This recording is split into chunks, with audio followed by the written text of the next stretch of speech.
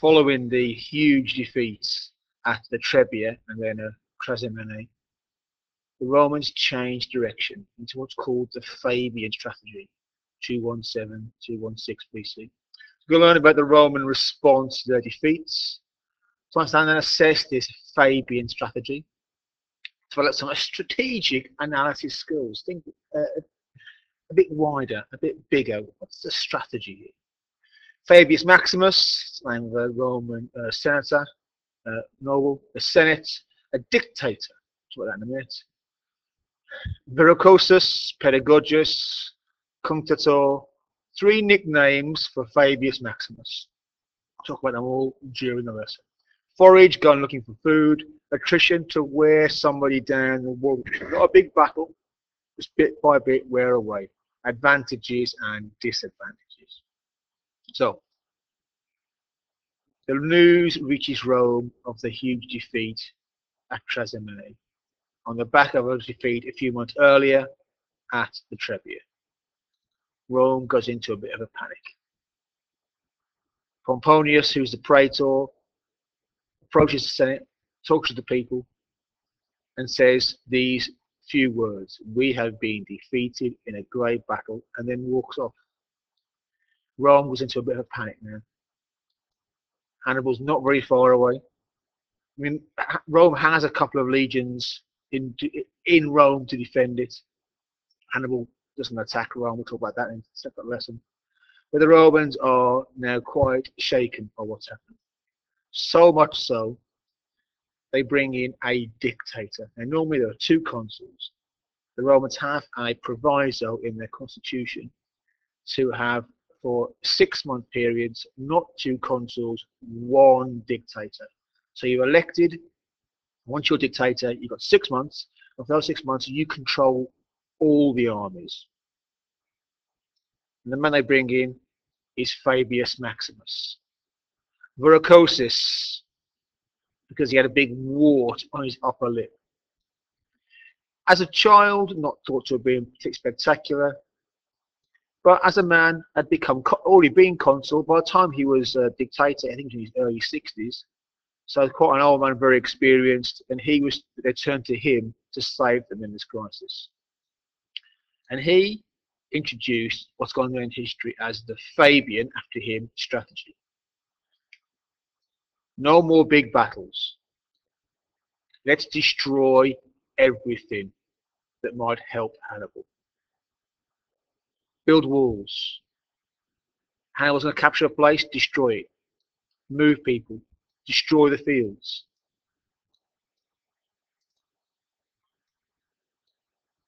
Attack Hannibal's foraging parties. He's got to keep moving to collect food.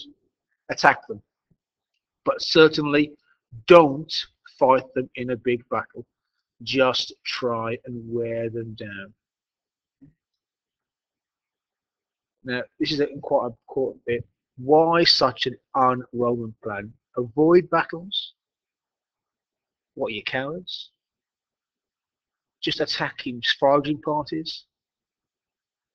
Yeah. Why such an un-Roman plan? Well, Fabius has realised something. The Roman army can't beat Hannibal in a big battle. He's too good. His army's too good. He's too good. And the Roman, the confidence is shaken. So instead of fighting in a big battle, Fabius thinks, right, deep breath. Let's have a clear-headed think about this. We can't lose this war. We've got more men. We've got more money, more will. All we've got to do is avoid defeat, and eventually we will win. If we wear down Hannibal, attritional warfare, if we wear him down, we'll win in the end. He's too clever for us. Make him keep him moving. Keep on hitting him on the sides. Keep on harassing him, but don't fight a big battle, because that's the way eventually, it may take many years, to win this war. Doesn't all go their way. the very famous incident, it's not really a battle, at the Ager Falernis. It's an area of Rome, it's a valley famous for wine growing. Fabius follows Hannibal around Italy. He won't commit to battle. He keeps his men on high ground. He shadows Hannibal without coming to battle with him. Very skillfully done. And then he traps Hannibal in this valley. As Hannibal's in this valley, once he's taken all the food there, he's got to leave the valley. And Fabius blocks the one road out. And famously, Hannibal gets all the cattle he's got in his army. The Gauls especially lots of cattle with them.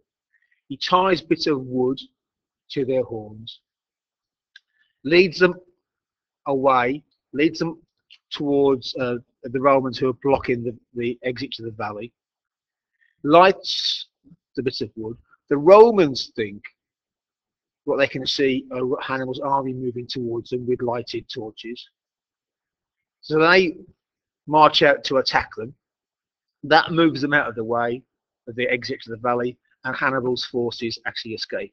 All the time, Fabius' main army is watching this and refuses to get involved because he fears it's another one of Hannibal's clever traps. So when they have Hannibal's army trapped at one point, Hannibal still manages to trick his way out. We'll talk about that more in class. Now, because of this, people are not very complimentary at the time about Fabius and his Fabian strategy.